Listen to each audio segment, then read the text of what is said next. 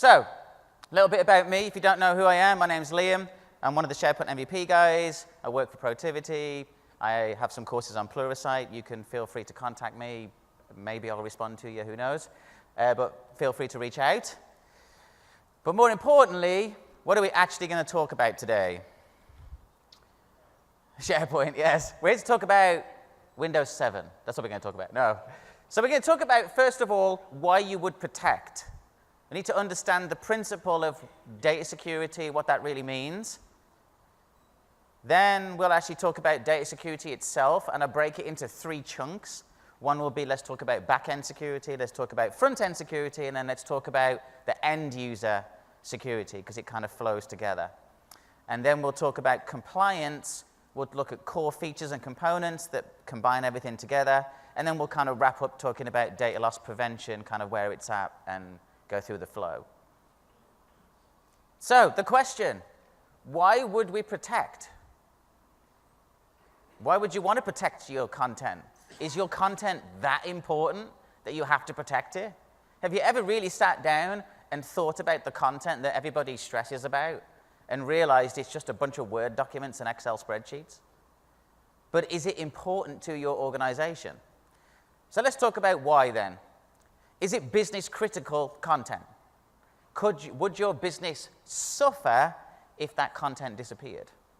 Or would you be able to continue working?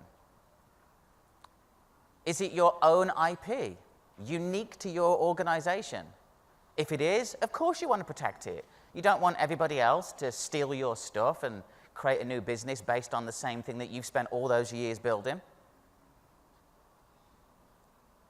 Does it contain personal information? This is a weird one, because really the question is, should you be putting personal information in SharePoint in the first place? But does it contain personal information? Does it contain your last salary review? Does it contain disciplinary action? Does it contain PII data that's stored in there? Are you required to have it protected by some kind of legislation, some kind of guidelines, some kind of rules that are part of what you do? Is there some litigation that's going on that requires you to have things on hold? So these are kind of some areas where kind of help you think, why are we actually protecting the data? Why are we worrying about the data if it really doesn't fit into any of these? If it's just the stuff that people create that doesn't really mean anything, do we really have to stress about it, about really securing it? So what are we protecting against? Have you ever wondered that? You ever sat there and thought, why are we spending so much money protecting content, and what are we actually protecting it against? Ever had that? The magical disappearing content? And who works in support, like IT support, whatever else? You ever had those phone calls? It's just gone. And you're like, no. Like, yeah, it just disappeared. And then you find they moved it into a different folder without them knowing. That's the first one, is it? It's like, it's gone. We're protecting against disappearing content. We know that that's actually an issue between the chair and the screen. That's where that issue is, but it's disappearing content nonetheless. Destruction. I'm not saying somebody threw a bomb at your organization and blew it up, but destruction of content. Someone physically gets rid of it, doesn't know it's been deleted. I've always wondered that. You ever wondered, someone says, well, I deleted it. And you're like, well, why'd you delete it? Well, I didn't mean to. It asks you if you want to delete it. Yes, it's a trick question. Like, how does that work? What about malware? Anybody had malware in their organization at any point? Everybody who says no, I would check your environment now, because you probably do have some malware in there. But malware will destroy content. And then failures, hardware failures, things that just destroy. Anybody had a failed hard disk? Yep, anybody got bored of having failed hard disks? It happens, stuff sometimes, or backups. It's like, let's restore from the backup from last week. Oh, that backup didn't work. And you're like, oh, that's an awkward moment. Go back to the people and go, you know what, we don't actually have the backup from a week ago. And they're like, well, what do you do as a job? I just sit there, back it up your stuff, that's all I do. So these are the kind of 4 basic things that we're kind of protecting from. The disappearing content, things just magically deleting themselves, malware that might cause an issue, or maybe some kind of failure. That's really the 4 things. Now the question is, who are you actually protecting against? So let's go with number one. Employees. We're protecting them against themselves. We're like martyrs, aren't we? It's for your own good. It's what I tell my kids. It's for your own good. This is for your own benefit if we put this in place. So we protect from employees. You know, you don't know what would happen. You have an employee one day, wakes up, comes to work, had a bad day, decides to steal all your company IP and walks out the door, and you would never know. Or would you know? Do you have something in place that would either stop that? So I worked at an organization many years ago where, to mitigate this, they used a hot glue gun and squirted it into all the USB ports on the computers and the Ethernet ports that weren't being used. Basically, just anything that was a hole in a computer was filled with glue. I mean, you couldn't do anything. It was like, that's great, but if I email it to myself, see? There's always a way around it. So we protect for employees because employees tend to be the weakest link. If you take some of the greatest hacks that have happened over the past few years, it's normally employees that have had the problem. Because employees by default are not necessarily security savvy when it comes to things like this. What about vendors? Who trusts third-party vendors? And I'm sure there's vendors in the room, and they'll put that, I don't trust any of them, no. But there's vendors, do we trust them? Do we really know that the person in that organization that you've given the credentials to is actually looking after those credentials? I mean, come on, should we talk about Target? The Target hack wasn't Target, it was the vendor who had Target credentials who got compromised, and then they took money out of my bank account. No, it's off my credit card, but. What about these people, hackers? Anybody afraid of hackers? It's like one person. I'm afraid of the hacker because that is I. But are we genuinely scared of hackers? Is there anything you can legitimately do to stop someone hacking in? I can tell you the answer. You just unplug everything. You don't connect it to the internet. You don't have any employees. In fact, you have nothing. If somebody wants to break in and hack into your network, there's a highly likely chance that they're going to. It's the same as these guys. I'm going to just call it nation states. You know, we have some organizations here in the US that are pretty good at this. If they want to break in, they will break in. So these are the people that we're protecting from. But realistically, for us as organizations, it's really employees where we kind of stop the book. That's what we worry about. There's not much you can do if an organized hacker group decides to break into your organization. They will do sustained attacks until they get in. That's how that works. But the key is you need to teach your employees how to protect their own content first, so that if there is a breach, your content is secure and protected. You also need to teach them how to avoid social engineering. You know, that when they get an email that says, this is from the IT department, click here to reset your password, and quite clearly it goes to some random website, that they recognize that. So that's something I want to throw out there as something that you guys can do. Teach your employees to understand that process. Understand phishing emails. Understand when someone calls. We did some tests a while ago, and I've done tests on my own. It's amazing the information that people will give you. You wouldn't think, like if I asked you all here, if I asked you for your password for your domain, you're all going to say no, aren't you? Can I have your password? No. But if I change the way that we do things, and I make you comfortable with me, and I tell you information about you that I've gleaned, you're more likely to trust me and give me information about yourself. So when we talk about data security, we have to go back and start at the principle of how we look after our content, how we protect ourselves. If you have a bunch of employees or vendors or whatever else that don't understand that principle, then you can be the best at putting security in place, but it'll still be vulnerable. So, there we go. So let's talk about data security then. So securing content, this is obviously one of the most important things that you guys are going to end up doing. How to protect and secure it. The first thing we have to do is understand this. Anybody understand all of SharePoint permissions and have got it perfectly right in their environment? Yeah. Halfway through. It's a mix, isn't it? do we really understand? Like, do we do the official approach, which is, you know, you build your SharePoint environment, and then we delegate out to these power users, and you give them permission to sort out their own permissions? Anybody do that? Do a show of hands. Has that worked out well for you? No. No, it hasn't. Of course it doesn't. Because what are you doing? You're giving permission to people that don't understand how to assign permissions in the first place. All they do is, I'm going to be the power user, and someone says, hey, Liam, can I have access to that? Yes, you can. And I give you access to it. Because there's no justification process. Whereas if we come to you guys, and you're the IT security guy, you'll be like, what? What do you want access to? Well, why do you want that? Justify it to me. There's a different mindset. So we have to understand permissions and scopes. So SharePoint's pretty good for this. It's really straightforward. We have web apps, site collections, sites, lists and libraries, and folders. Really straightforward. And then we have a bunch of items. That's our security permission structure. We have an outline of this. The users then will get access to any of these specific objects within that structure. Web applications, site collections, sites. Hopefully, you've done it right. So all the users tend to get access to the top level of the site collections. There shouldn't really be any users that have, you know, super access to the web app. And then they'll have various permissions through the sites.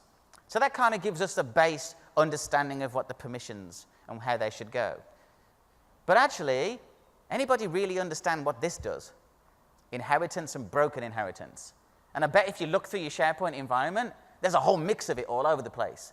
Sometimes we've broken this, and sometimes they've done inherit, and then we break it, and then add some more permissions, and then we break it because we want it more secure, and then we leave the accounts that were already there in the first place. So we don't actually make it broken. We have broken plus combined inheritance. That was a lot of words in one go. So let's look at how that structure kind of flows. So we have our structure again. We have our web apps, we have our site collections, we have our sites, we have our folders. So site collection, site, lists and libraries, and items. Folders, we have the whole structure. At the top level, obviously, we have owners and members and visitors. You're all aware of this, so you know how this works. Hopefully, you don't put everybody in the domain in the owners group. I have seen that before, quite bizarre. They're like, well, somebody couldn't do something, so we added domain users to owners. Okay, that works out well for you. And the homepage keeps changing, but I don't know why. Yes, that'll be why. And then the next level down, which is the sites, the root level sites tend to inherit those permissions. And that's by design. They just inherit naturally so that the people who are added to the visitors group get access all the way down.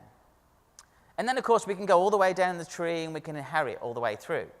But then we could break inheritance in a library. So let's say we have, you know, half of us in this room need access to the library and the other half don't. Then we can break inheritance and add you lot into that group. So we can break permissions at that point. But then underneath it, the items then inherit permissions from the broken inheritance.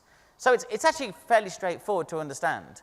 Whatever the top level permission is, I'll naturally inherit unless I break permissions.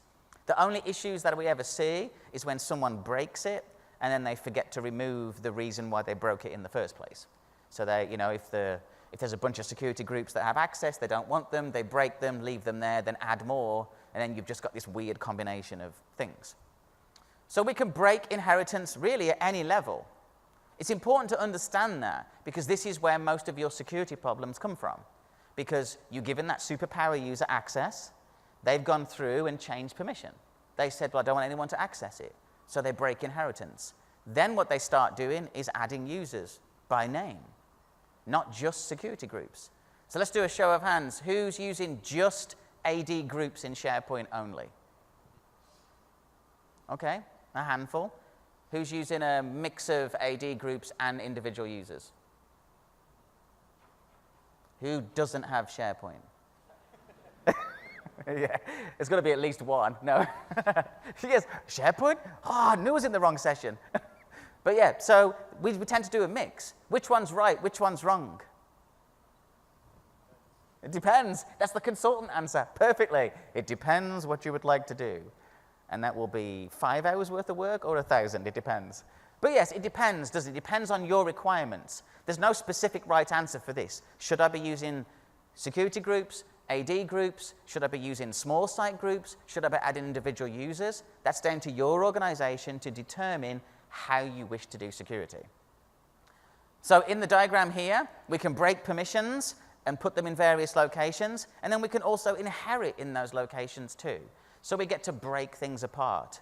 Understanding permissions and getting it right is number one in your list of data security. If you can't get this right, no matter what you do, your content will always be vulnerable to something. There's the amount of times that I've managed to go into a SharePoint environment and literally just traverse all the way through without actually thinking I had permissions to do that. I would challenge you to go back to your environments and look at your SharePoint, whether it's online or on premises, and actually go through and check your permissions. Run those reports that you can get. There's a bunch of third parties too. Run the reports and look at your security and see where the issues lie. Find those sites where everyone's been added as an individual user, and then go back and teach. Teach how to get around that. Okay, so how do we protect? We're going to start at the back end of SharePoint. So before we do that, let's talk about versions. Who's on 2016 right now? There's about 7 of you. 2013? Yeah, that's more like it. 2010?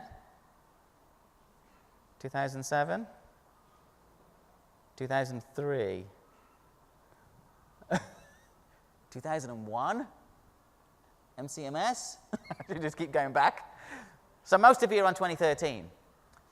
So the principles of things we're going to talk about are going to be the same, because 2016 was a super update. It looks exactly the same as 2013 with a few features that go in there. So we talk about the back end. So the back end of it, we're going to talk about database access. So there's many ways of building out your SQL Server implementation, depending how secure you want to be. Some of the things that we've done before, for example, we'll build separate SQL instances for the different types of content that you wish to store. So you'll have an instance of SQL for your content, an instance of SQL for what I would class as auxiliary services, which would be things like workflow services or something else, and then actually have an administration instance, which stores all of your service applications and config database. So that isolates content, because let's see how smart everybody is. What's the TCP port for SQL? I'm proud of you. You made me proud. I've asked that before, and everyone's gone, I don't know. So for a bonus point, what's the UDP port? There you go. Oh, you smart crowd. I like it. We'll do some other tests on TCP ports in a bit. No. So database. So depending on what you want to build, you can build it very securely. You can have isolated instances. You could have the same instance. You can isolate where you store the content. SharePoint will support that either way. So when we talk about database access, we're going to talk about least privilege account. Anybody built their SharePoint environment in least privilege? Truly least privilege? A couple of hands went up and went back down again.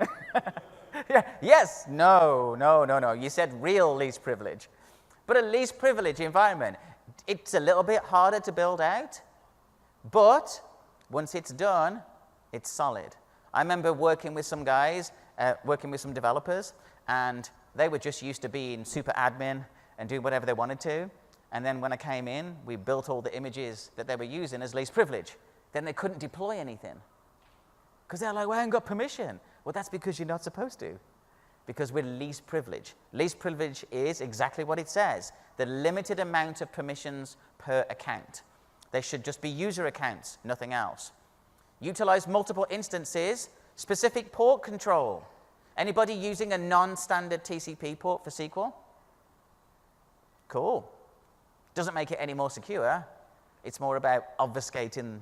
So when I come and scan your network and look for SQL and it tries to find 1433, it can't find it.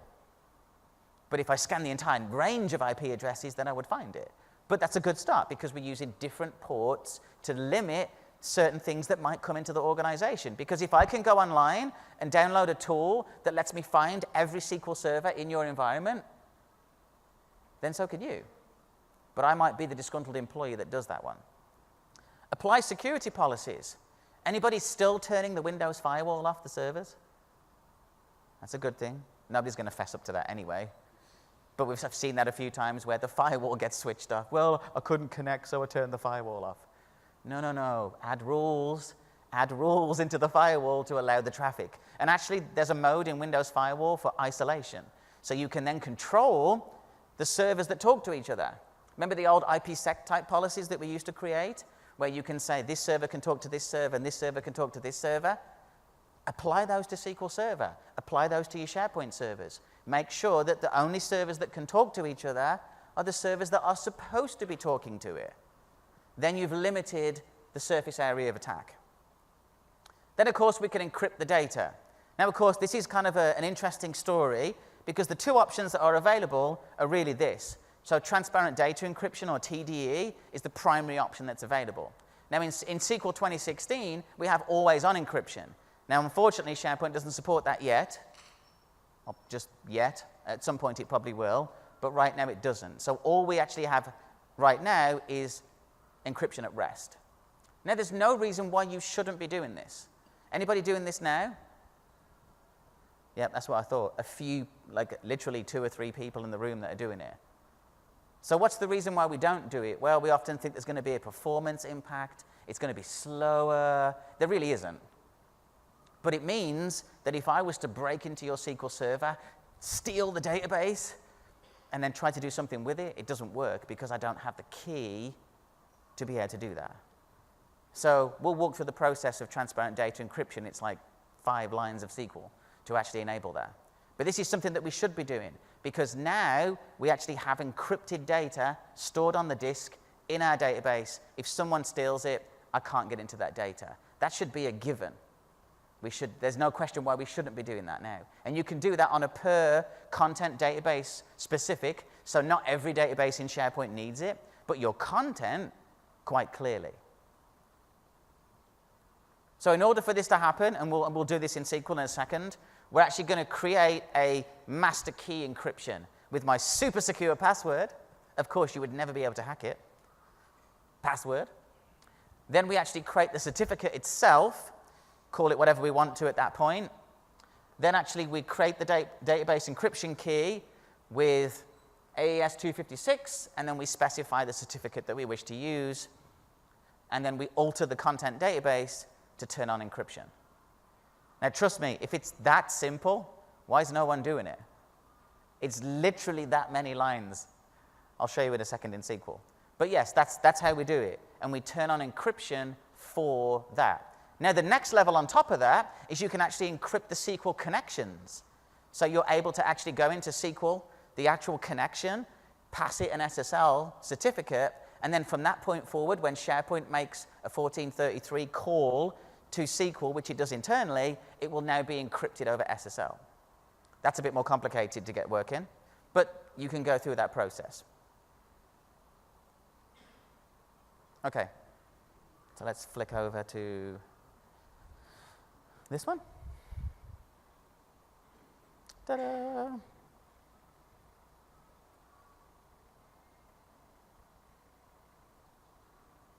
Okay, so here's the same steps. I'm actually going to do it on one of my specific content databases. So same thing, create the master key. I'm using an even more secure password, pass@word1, which is the standard Microsoft password for most VMs that you get access to. I'm then going to create a certificate called Ignite Cert. And then I'm going to use, and this is the most important step right here, if you try to run the create database one without passing in the content database name, it will complain and say, you can't do this on the master or the temp or whatever else. You have to specify the database you wish to use, and then you alter the database to make that work. So let me just come back out of here. I'm going to go and say create.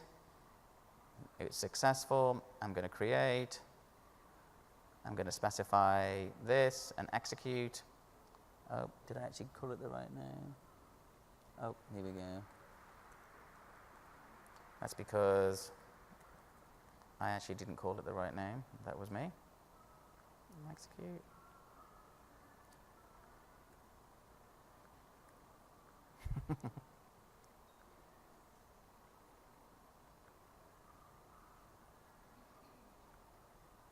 You know what? Don't you love it when demos don't work?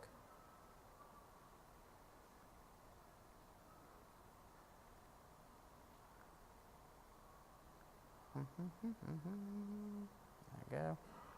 Let's change that to Ignite 2.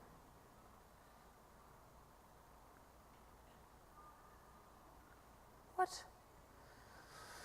Okay, you can trust me on this one.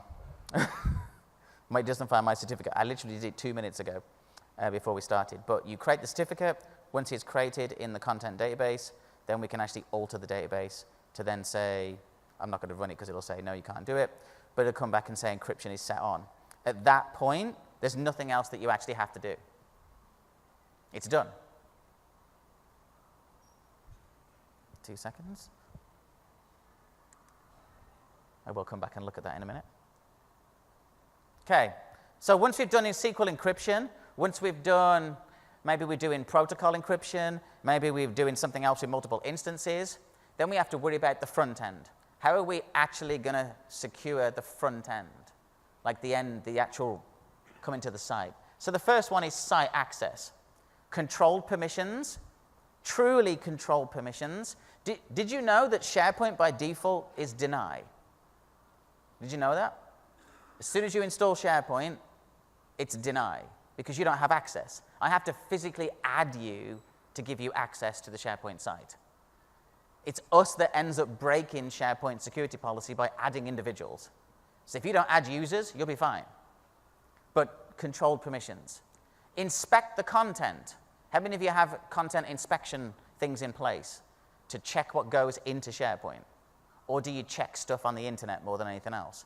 Too often I find content inspection is done for internet traffic, but it's never done for stuff that goes into SharePoint. Are you checking what actually goes in? Have you done file blocking? Are you blocking specific things? The amount of SharePoint environments that I've found where you can actually upload an executable, which is bizarre. Why would you want to put an executable in a document library in SharePoint? Or even batch files or script files or whatever else. Controlling what a person can put into the SharePoint site will help mitigate some of those issues. And then, of course, limited access. Making sure that you have limited access, even you as administrators. So let's do a show of hands again. Who has two admin accounts? Well, a regular account and then a specific admin one. And then who logs into SharePoint using the farm service account? That's at least a couple of people. Woohoo! Yeah! Stop doing that. Stop logging in as the farm service account. We had a bunch of issues once in a SharePoint environment, and the person that made the change was the farm admin. Who was the farm admin? Nobody would tell me. Because everybody logged in as the farm admin account. Stop logging in as the farm service account. Separate accounts, assign the right permissions as needed. It goes along with the least privilege model. Because even though we stress about the end users, often mistakes get made by us, believe it or not. We may be the IT guys and the girls that know what we're doing, but sometimes we make mistakes. Not many mistakes that we would confess to, and not the ones that people would often know, but we do make mistakes. Let's not be that mistake because we did something that we shouldn't have done. What about end users? How do you protect end users? How do you protect the data from the end users, I suppose? Well, the first one would be policies. So this is where we can define policies that control the content that's being used. So things like information management policies, rights management policies. We can use Azure information protection. We can use data loss prevention, which we'll talk about a little bit later. But we can use policies to control the content. Because remember, the logic is when you upload a file into SharePoint, you upload it to the place that you have permission to upload to. But if your permissions are wrong, then it means often people can just upload stuff wherever. And then what you end up with is a kind of a replica version of the file shares that we used to use all those years ago, just in SharePoint. Anybody ever seen that? Where it's like, hey, this is my file share structure, and now we have the same thing in the most expensive storage solution that you probably own. Anybody ever thought about that? You move it off fairly cheap SAN storage for file shares, and then what do? You shove it in SQL Server. That's really expensive. You may be using the same SAN storage, but now it's stored in a database as binary objects. Actually, it was much easier when it was on file shares. But we've moved everything across. When you migrated from file shares, because has anybody not moved from file shares yet? Okay, halfway. So we're like, we're doing some of them. But yes, but the question is, should you migrate from file shares? And everyone's like, no, yeah, no, I don't know. We just shake our head like this because we don't really know. There's no right or wrong answer because there's still features and things that we need. SharePoint, no doubt, gives us great features over and above file shares. But file shares gives us some advantages too. So it just depends what you want to do. So let's go through and look at some bits and pieces. Let me just make sure my clients are working. Let's go here. Okay, so I'm on my super duper Windows 10 machine. Well, I have a couple of them, but first thing this morning, they both decided to update right before the session. It's always good fun. I'm just standing here like, please finish, please finish. So, SharePoint 2016, anybody who hasn't seen it? Ta-da! It looks like 2013, but has the waffle, or whatever you want to call it now. But yes, so here's my SharePoint site. Now, one of the things, I'm just going to flip back to my SharePoint server first. We'll just go to Central Admin. So one of the things that we can apply is rights management. Now, I often wonder why people don't use rights management, because it's just a role.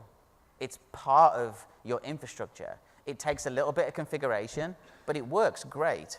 So what we're able to do, if I just go to Active Directory Rights Management, I'll wait for that to load. So you can apply the role. Let me just do add cluster.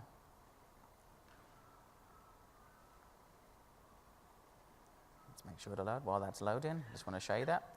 Once we have rights management done, it's really, really straightforward to add it into SharePoint. Because when you build a rights management infrastructure, you can connect it to your Active Directory, which is obviously where it gets permissions from. The key definer here is all of your AD accounts need to have email addresses, which I would hope that you would have email addresses in your AD accounts.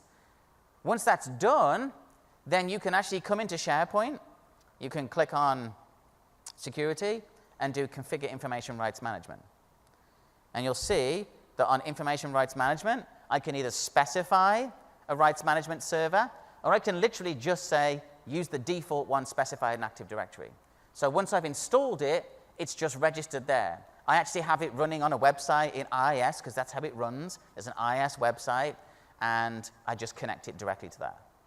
So now that we have rights management, it's really straightforward. What I can do is go to my client. Let me just go back here.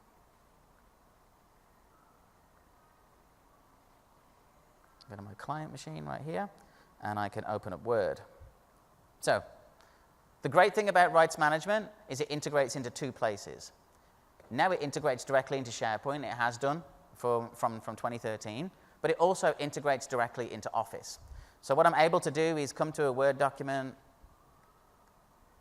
I don't want to type anything, so I can type =rand and get a whole bunch of content. And then what I can do is go to the protect document phase. So the protect document allows me to go in, and I can say, let me just zoom in there. I can go and say restrict access to the files. Now you might be wondering why you would want to use this. So let's think about it first. Let's say there's 10 of us working on a team. We have some documents we store in a document library, but actually there's 3 people in that team that I don't want to print that document. I don't want them to do something with that file. Now, of course, the problem is SharePoint doesn't have that granularity of permissions. You either have access or you don't. There's no way of combining something that says, well, give them access, but don't let them do something else. That's called compound kind of claims, and SharePoint has no concept of what compound claims would be. So the idea is here that we can join these two things together. So if I go across and just pick my restricted access, let me just zoom back in here. Then what I can do is I can go in and say restrict permission, and I can then assign read and change access at this point. So remember, this is not SharePoint permissions. So we still have SharePoint permissions over the top. So let me just come out of this and check that box. And I'm going to click More Options, and then we'll zoom back in again. Now notice what we can do now. We can actually go in and say, well, I want to restrict permission to my test email address that's here. I want to do additional permissions. I can say the document expires at a specific point. I can restrict from printing content. I can allow users to read or copy the content or block them. You know those people that just perpetually copy and paste your own content and put it in their own stuff? No one ever does that, obviously. But we can change that. I can give them access to the content programmatically. And then I can actually say, well, mail the person. And then more importantly, I can say, require a connection to verify a user's permission. So now what we've done is we've now taken SharePoint permissions that are there to allow access in, and then wrapped a second set of permissions underneath that. So that means now you can do that granularity of permissions that you couldn't do before because SharePoint doesn't have that capability. So I'm just going to come out of that one. I can say it expires and then give it a specific date. So let's say it expires next week. And I'm going to uncheck the options and click OK. So now you'll notice it comes up and says, only you can open this document, other people cannot read it. You have a question?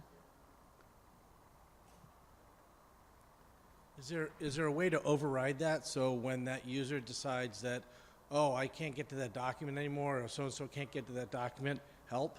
So as the administrator, you can override those if you need to. Also, depending where you apply the policy, so to kind of override it, you don't necessarily have to apply a policy to the individual file. You can actually apply it to a document library in SharePoint, and then when it comes out of the document library, we can actually get the policy to come straight off again. So there's ways of getting around that one. So yeah, so I suppose just to repeat that question, is there a way to override the policy that's been applied? And yes, you can. You can override that. Of course, it goes to that thing if someone goes on vacation and then they can't get into the document. You need some way of getting over that. Okay, so I can apply to that. Then I can actually go and upload that file, and from that point forward, that's embedded. What actually happens is it embeds something into the header of the Word document, and then from that point forward, whenever you take that file somewhere, that is connected in, and when you try to open it, it tries to call home, and then you can't open it because you don't actually have access. So it's an extra level of, I suppose, encryption over the top of doing your database encryption. So I hope you start to see the stack. So we encrypt the data at rest, and then in transit, we can use rights management services to ensure it's encrypted all the way through. Now, what we can do is if we don't actually have to apply it to the individual files themselves. We can go into a document library. Let me go back to my client machine. Let's do it on the server portal. Let's go to my team site. Secure Documents Library. I just created a regular document library. I can do library settings. I can choose information management policy. That wasn't the one I wanted. It was information rights management. Oops, I pressed F1, sorry. And I can then go through and restrict permissions on this library for download. So instead of applying it to an individual file and making the end user kind of determine what happens to that file, I can say, well, actually, when you put stuff into this document library in SharePoint, this is what I want the policy to be. So let me just escape and do show options so you can kind of see what they are. I'm just going to scroll down here, and then we'll zoom back in again. Whoops.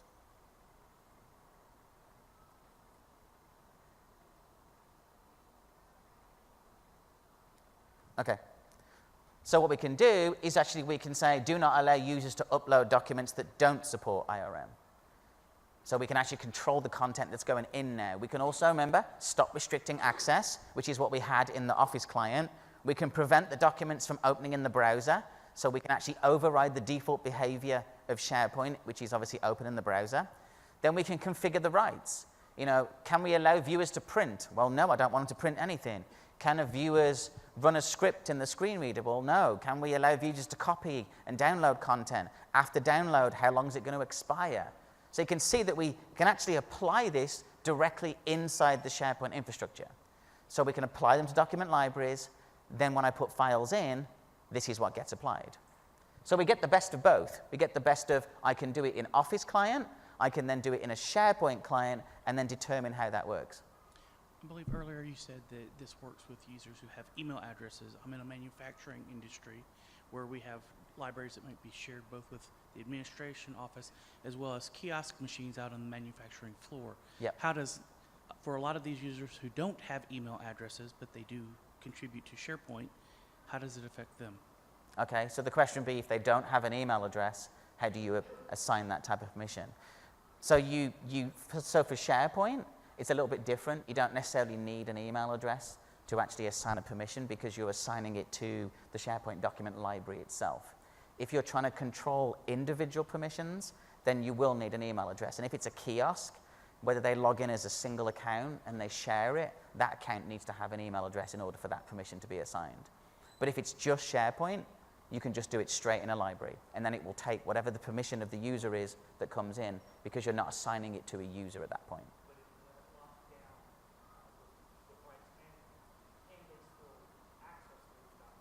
Yes, yes. Even though you are locked down, I mean, obviously depending on the policy you apply, but you can control that and allow people access to those files. So a question here.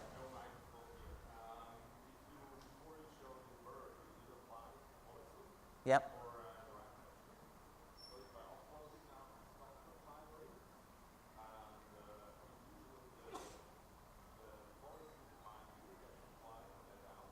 Yep. Oh, so the question would be, if you have two policies, so if you have a local policy and then this policy, if, yes.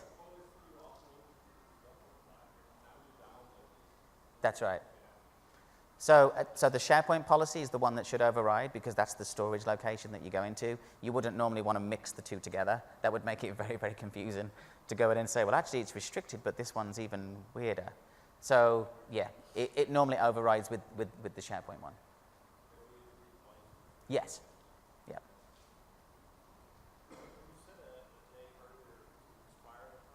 Yes.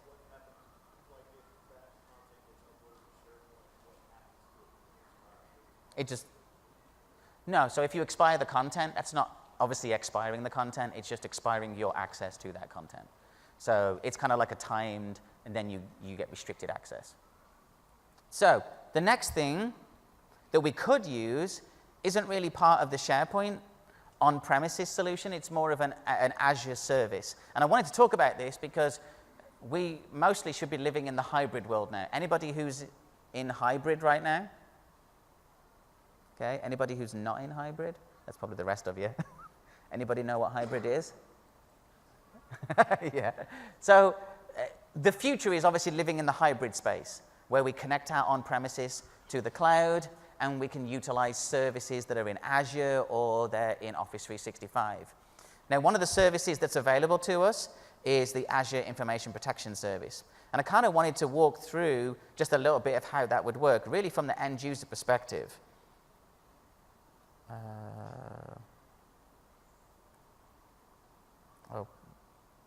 So what you can see right here is you'll see it says sensitivity. Now this is an add-in. So what you're able to do in your Azure tenant, you're able to go in and configure an Azure Information Protection service as part of your Azure implementation. What you're then able to do is install the client, which you can just download. You can put it straight into here. Once you've got it, it gives you this little idea of classifying content. So what I'm going to do is I'm actually just going to delete some bits and pieces out, and then we'll just save that. I'm saving it back in Office 365. So if I click the edit option, you'll see that I get some options: personal, public, internal, confidential, secret, whatever else. If I click on the secret option, I can actually come down and it will say, you know, what does secret mean? I can do my group or all the company. Then I have one called demo credit card. So what we're able to do is define a policy in Azure Information Protection in the Azure portal, and actually go through and say, I want to define a policy that says whenever I see a credit card number, I want you to classify the content as this. And then your content gets classified. So my content is here. It's just stored in there. I'm going to add some credit card numbers. They aren't real, by the way. I mean, you can try shopping with them if you want to, but they won't get you anything. Notice what happens when I pasted the credit card numbers in. That was real time. It came up and said, oh, you should change this and classify it differently because you have a policy that says it should be a credit card. So I'm going to click change now, and then what just happened? It now just applied something to the document that says, hold on a minute, we're now going to flag it across the top. We're now going to put a watermark in the file live because I pasted credit card numbers in. Now, this is great. This is a service that you can utilize. It's got nothing to do with SharePoint, but it applies to Office. If it applies to Office, it can be used in SharePoint. This file is stored in SharePoint. It could be stored in the file share. It could be stored anywhere. But Azure Information Protection will allow us in real time to define labels and controls which will help your end users kind of understand the content. What you're also able to do is I can actually go in and say track usage, for example. Track usage will launch a website. It may work if I click it in here. We'll wait for that to load, see if it loads. Okay? So I can sign in a second, and what that will do is that will then track usage of the file that I've protected by Azure Information Protection. It'll give me an audit trail of who's seen the file, who I shared it with, when it was opened, and I can actually do a bunch of actions on top of that. So when you're looking at data security, don't just think, well, I've got 2016 or 2013, I can only utilize on-prem. No, you can utilize the cloud services. That's the whole point of hybrid. I think what's happened is we've got this idea of what hybrid is, and we think it's all about directory sync to Azure or whatever else. And actually, that's part of it, but we can utilize any of the services that might reside. So, for example, if I click sign in, let's see if it's going to let me do it.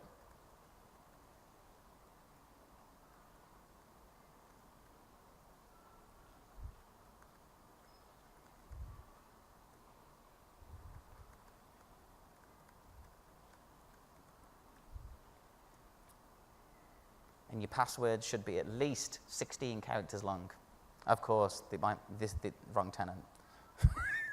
So if you have the premium AD, it'll pop up the thing for you and say, here we go, I've logged in as the wrong one. But that means you can now track everything.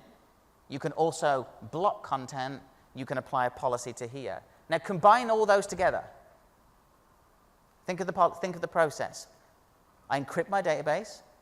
I get the permissions right in SharePoint. I then apply rights management to allow me to apply a policy to a file that's uploaded. And then I apply Azure Information Protection to give me real-time notifications in the content to start training my users. And then we wrap everything else over the top and we'll talk about DLP. Question? So, Liam, how would this work, classification of file classification? How does that work with what, sorry? File classification infrastructure, so when my users interact with it, so that can I set the policy to automatically apply that to those documents when I'm placing those users? Okay, so just make sure I have the question right. Can you automatically apply these to the files when you upload them to SharePoint? So right now, this one's completely separate outside of it. So you can set a default and say, because obviously what happens is when you install the add-in to the Office client, it will ask you to authenticate directly to the Azure service. Once you've authenticated, in the service, you define what the default one would be for the types of documents or whatever else. So as you assign that, as soon as I create a content, because I'm logged in, it will then tag it, like mine tagged it as internal, or it could be whatever else. I prompted you to say change now, but you can actually force that. So as soon as someone puts some PII data in a document, it just changes straight away. So you can apply that instantaneous. I think it's related. So the question was around legacy data, like why, the question, why don't we move stuff from file shares into SharePoint? Yeah. This is a big deal, right, for us. Yes.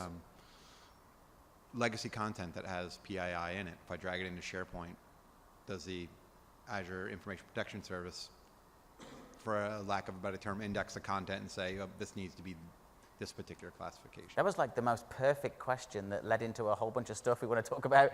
But yeah, so the question would be is if I have legacy content, and does the Azure Information Protection kind of pick that up for you? The answer is no, because it's a separate service. So it's not connected to SharePoint at all. Maybe in the future, but right now it's not. So if you have legacy content and you bring it in, it'll just sit there in SharePoint. But that's where we'll talk about DLP in a minute to pick some of that up. There was another question.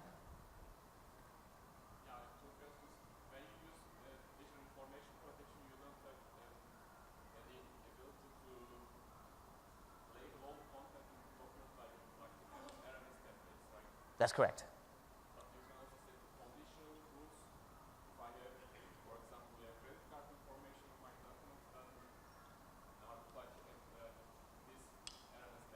Yes.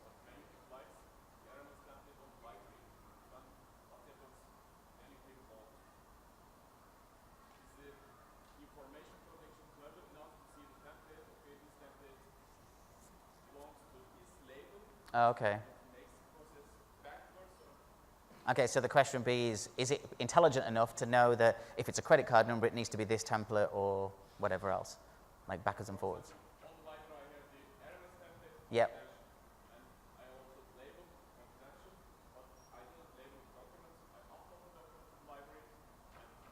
Okay.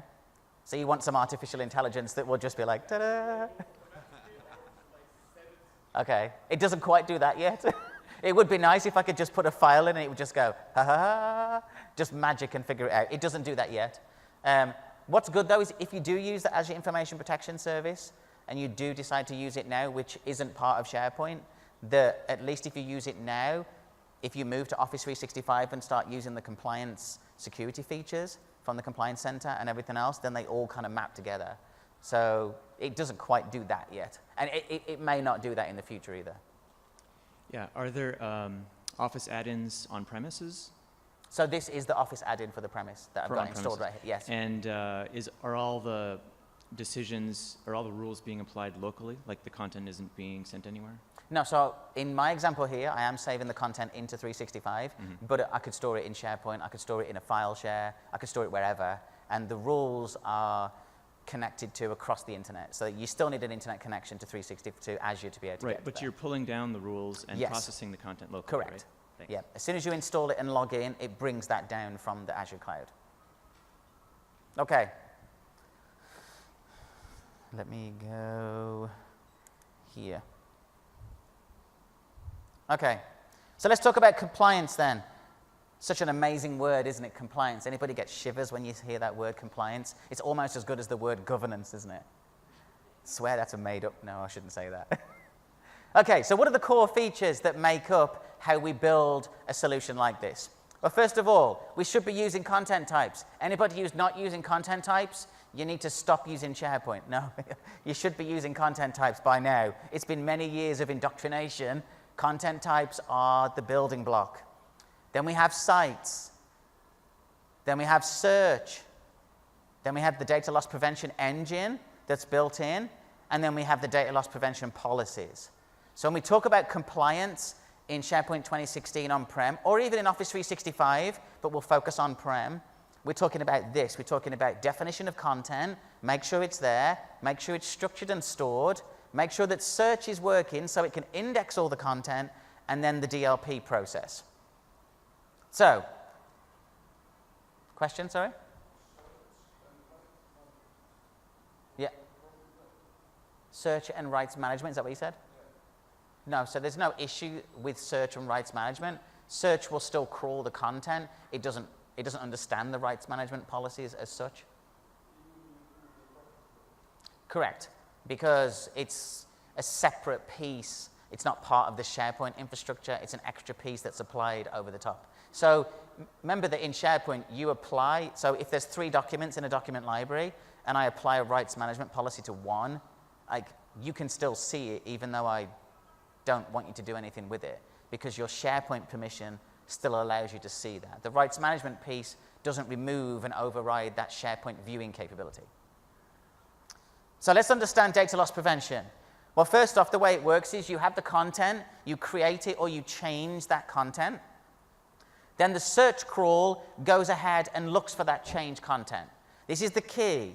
Data loss prevention is based around search.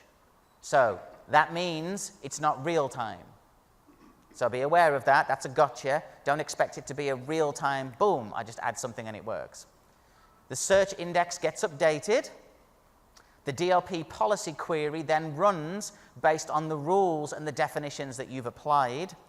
Then the DLP policy action is then applied to that file. So let's say you do upload a file that has credit card information or social security numbers. Until it's been crawled and indexed and the query and the policy actions applied, nothing will change. It'll just sit there as a file. So how does the policy work? Well, we choose the location that you wish to apply the policy. So you apply them at a site collection level or wherever else you want to put it. We then define the condition. The condition would be, it's going to be underneath the US PII Act, and I want to look for some instances of this. The action is then applied, which will be, well, what do you want to do? Do you want to block access to the file, or do you want to just restrict it, or do you want to put a policy tip that says something? Those are the things that you then determine. Now, in on-premise 2016, we have a subset of policies. If you're using Office 365, there's even more policies. The on-premises one doesn't have as many. It's a subset of this. So for the on-premises, we have these set. So personally identifiable information, we have the GLBA, the PCI DSS, UK financial, US financial, and then standard UK PII. Then there's also another set, which I'll flick to in a second. We also have these ones, UK Data Protection Act, UK Privacy Electronic Communications Regulations, Social Security, and breach notification laws. That's it. That's what you have on premises. In 365, you have tons of them because they're obviously based around different countries and places too. On premises doesn't have all of those yet. So how do we implement data loss protection? Really, really straightforward. Well, first of all, those of you who are on 2013, you need to upgrade to SharePoint 2016. So step number 1, which isn't in the slide, upgrade to 2016 first. Then you implement SharePoint Search. That should be a piece of cake. You should be just search service application, done. Check number 1. Then we define content sources, obviously to make your search work. So define the content that you want to actually index. Enable crawling of the content. I've so many times where I've got people call me and say, search isn't working. Well, it's because you haven't got a schedule for the crawl. That's why it doesn't work. Create an e-discovery center so that we can utilize e-discovery. Create a compliance center, which is a new feature in 2016. Define any DLP queries that you wish to use. Define a DLP policy. And then lastly, let the magic happen. Because then it works. It just does it. And you might be sitting there going, yeah. We've worked with SharePoint for a while. How does it just do it? But it does. It works. So let's go and have a look at DLP. 5. So let me go back to my server. Rights management.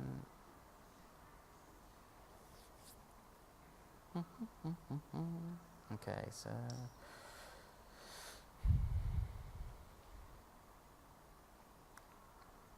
Okay, so we'll leave that there. So first off, just for information purposes, if I go to application management, that wasn't the web apps I wanted, it was actually site collections. I actually created some site collections, and it's important because you'll actually need these as part of the process. So you'll see that I created one called sites/C, which is my compliance policy center, and then it also created another site collection called e-discovery. Now, e-discovery, I'm just going to launch Compliance Center too. So the e-discovery center is just a regular team site, but it's got some enhancements in 2016. One of which is the button that sits right here. It says Create DLP Query. So I want us to understand two different things. There's a DLP query and a DLP policy. Two completely different things. Policy has actions and does something when crawl works. Query is something that you can do live. So you can say, I want to create a DLP query. So I'm going to click the magic button. I can click New Item. And I can then choose the actual policy that I wish to apply. So I can say credit card numbers, whatever else it would be. So I'm going to go through and I'll just say US financial data. And what's great is it gives you the description of what it's going to find in there. It's going to say, if I choose this policy, it's going to go through and say, look for bank routing numbers, credit card numbers, and things like that. Now, of course, if you're in the cloud, you can define your own. On-premises, you can't do that yet. More importantly, you'll see it says, show results if the content contains this many instances of that. So if you say credit card numbers and then choose 9, it will never show any documents unless it has 9 plus credit card numbers in it. That's an important one. I've seen this a few times where they're like, DLP's not working. It's like, well, because nobody has 9 credit card numbers in a document. I do, but that's just for testing. But normally it's just 1 or 2 that seem to reside. So I can go in and say, well, actually, if there's 2, well, let's just do 1. If there's 1 instance of a credit card number, then that's what I want to show. What we then get is the ability to go through and name the query. So we can rerun this query later on. And it uses this syntax on the right here, which is called sensitive search. So we can define the sensitive types. So I'm going to say, I'm looking for a credit card, I'm looking for a bank number, I'm looking for something. And this defines it. I can go through and do start and end dates, as well as the author. So you may come to know that one of your users is habitually storing content that they shouldn't be. You can isolate the search to that individual to be able to come back and say, oh, it's that guy Steve again. We need to speak to him. You can then go through and say, modify the query scope. So you can say search everything inside SharePoint. Remember, it's using SharePoint search. Or I can go and say, well, let's select the sources. I can say add location. And then if I wanted to type like a specific site collection, I'll just use that one. It should be just portal. It would be easy if I had that, wouldn't it?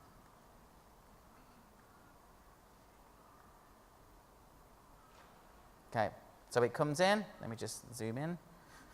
It'll say, okay, we've found the SharePoint one. You can add as many as you want to, so you can keep going. You can add different SharePoint environments. As long as you can connect to those, they can be part of this. I can click OK.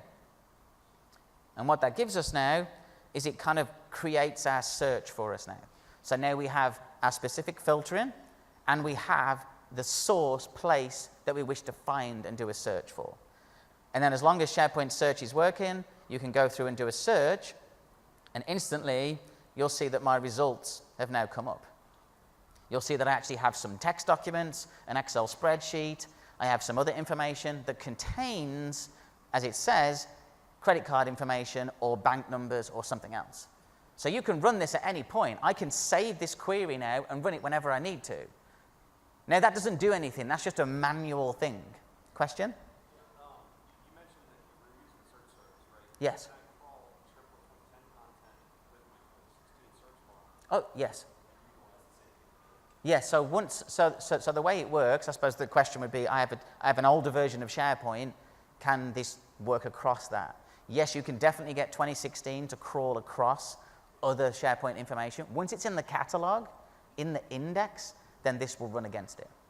What the difficulty will be, it works here, but what you don't get is the DLP policy action piece, because it's a separate farm. But you at least you get a list and a report of things that have come out. Yeah. So does it work for large files while you're part of the content index? Yes, yeah. So the question was, will it work for large files, large content? Yes, it does. SharePoint will just break the file, it will look through the pieces, and it will scan for that information that's there. Obviously, if you're uploading a 50 terabyte file, that could be an issue.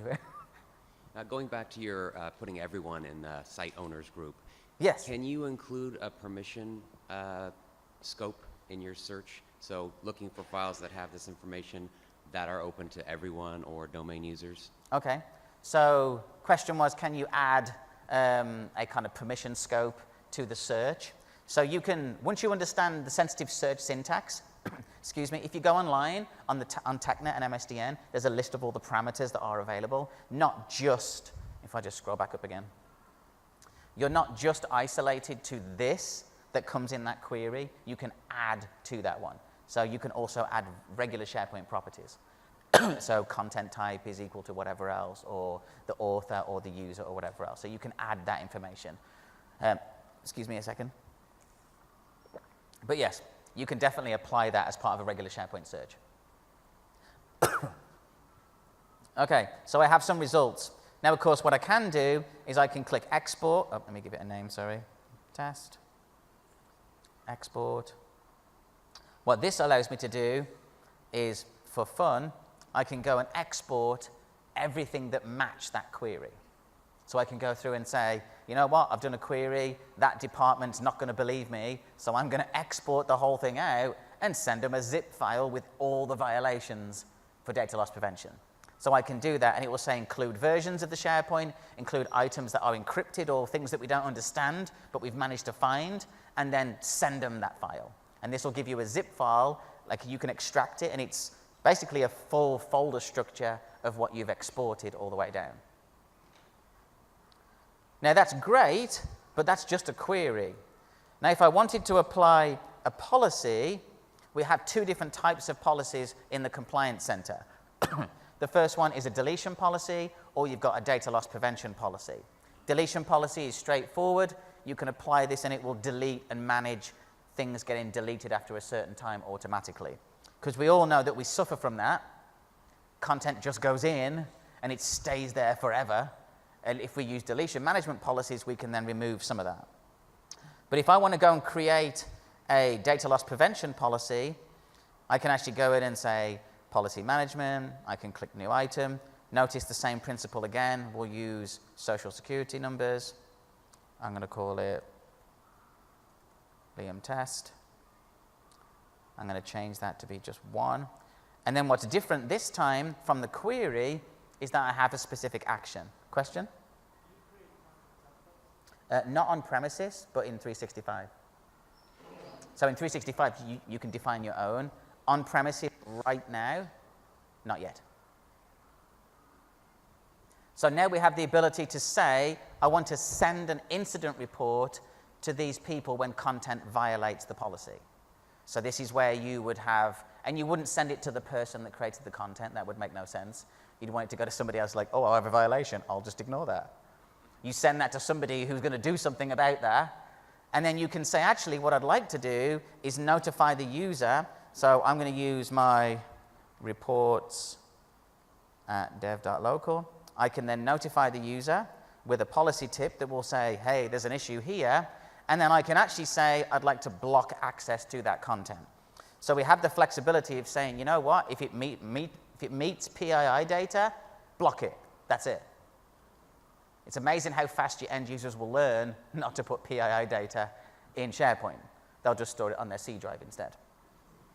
And then there's nothing you can do then. Because you know how that works. Or they put it on a USB drive or something else. But notify the end user and block the content. So once we've saved that policy, I'm not going to save this one because it won't, well, I can save it, but it won't run right now because I need search to run. But once that policy is in place, you then need to go through and assign the policy. Just because you created a policy doesn't mean it's going to work. So you assign a policy to where you want it to go. So if I click on portal right here, you'll see that my main site, I can manage the assigned policies. So I'm going to go through and say, I want to manage assigned policies. And you'll see that I can choose the policy that's associated to my site collection. So I'm going to go through and say, okay, I want to have Liam Test. Notice you can only have one as you select. Click Save.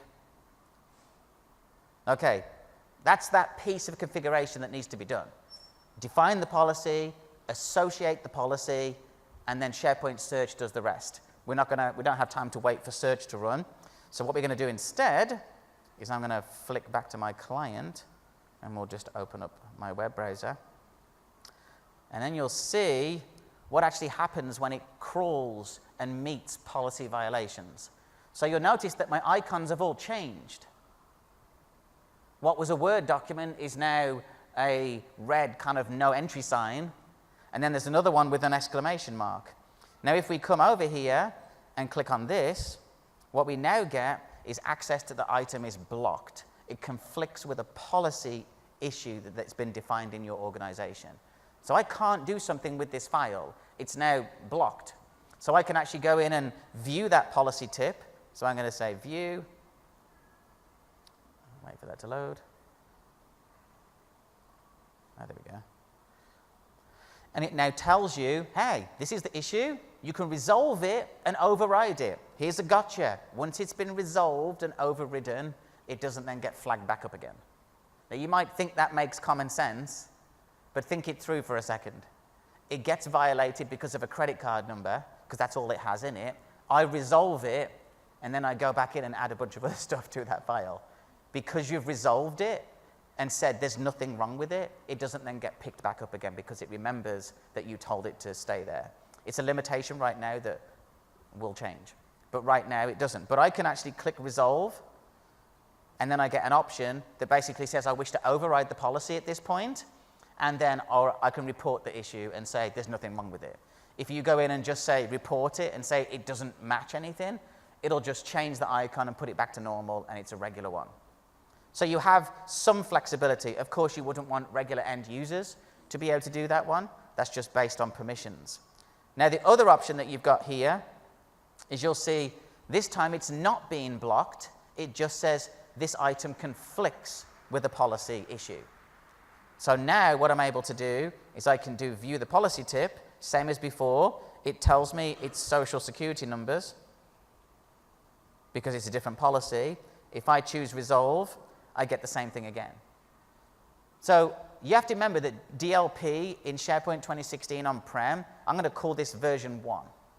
Because it really is, because we've never had it in SharePoint before. Question over here? Yeah. If I resolve it and I upload a new version, such that 1.0 becomes 2.0, at that point of time, would the policy be reapplied? So, Just because of the name that it... sure. So question is, if you have a file, you resolve the policy, then you create a brand new version of that one and put it in there, then as long as it's a new version, then yes, it would go through the same process again, and it would get picked up if there was a policy violation. So using SharePoint versioning? Correct. Okay. So what permission do you need to resolve it? You need to be me. No. Yeah, so I basically have administrator access right now, but you as an individual, as long as you have like contribute permission to the files that you're working on, then you can resolve those. Yep, that's right. Okay, let me just come back out of that one. Can you move it with a workflow to an encrypted site or something? Okay, so can you move it to somewhere else after it's a policy violation? Yes. So Yeah, can you so- use the workflow? So in DLP, you can't do that one, but there's no reason why you couldn't have a workflow associated that when something got flagged, you could then move it. But it's not part of the DLP features. So DLP itself is version 1 right now. You can do more in the Office 365 version. So if you have an Office 365 tenant, you can go into the here. It's the same configuration. You go in, you have to go in and define the policies and assign them where you need to. A couple of gotchas. You can't apply a policy that will pick up list items. They have to be files right now, so there's no list item policy. So if I have a list and just import a bunch of credit card numbers, the policy doesn't get applied. So that's a limitation right now. Excuse me. Okay, so in review, identify the correct permissions. That should say identify, not identity. Identify the correct permissions. If there's one thing I always tell people, I give a session sometimes called the 3 pillars of SharePoint security. The first one is identify the permissions. Know the permissions that your end users have. Know how they connect in, where they connect in from, and why they're coming there in the first place. One of the greatest things we often do is I go into a room with a client, we'll put a whiteboard up, and I'll turn to them and say, show me how the end user gets in. I'm like, well, what do you mean? Well, how do they get in? How do they get into where they're supposed to go? It's amazing how often we don't understand that process. You need to understand the whole flow. Implement least privilege. If you've not done this yet, go and get the documentation. Go through the pain of implementing least privilege. Also making sure that you have separate accounts for administration and that you can control that access. I would go one step further and start putting in server isolation mode in the Windows Server firewalls so that the servers can talk just to themselves. Utilize database encryption. Use TDE or use something else. It makes no difference. If, for example, in the Microsoft data centers, all the drives are bit locked. So they're using disk encryption. Then they're also encrypting the databases that they might use over the top of that. And then they're using other encryption mechanisms over the top. There's no reason why you can't do this either. Performance is not even an issue anymore. Utilize information rights management. If you don't want to go the whole Azure information protection, then utilize rights management. It's just a server role. You add it into your organization. It can be utilized with your email platform as well as individual files, and apply it to SharePoint. That gives you an extra level of protection for those potentially sensitive information that only individuals should be able to have access to. Utilize Azure Information Protection. If you have Azure Premium anyway and you're connected across, then utilize that.